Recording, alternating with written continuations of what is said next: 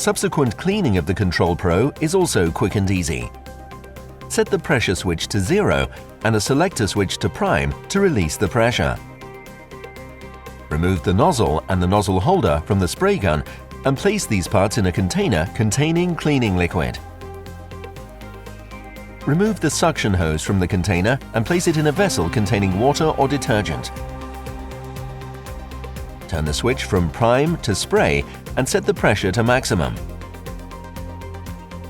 Unlock the gun. Spray the excess paint back into the paint bucket. No material is wasted.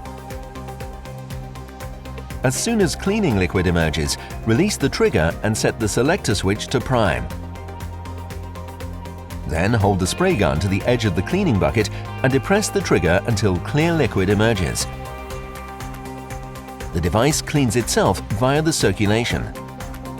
Switch the unit off by turning the pressure switch to 0 and disconnecting the mains plug.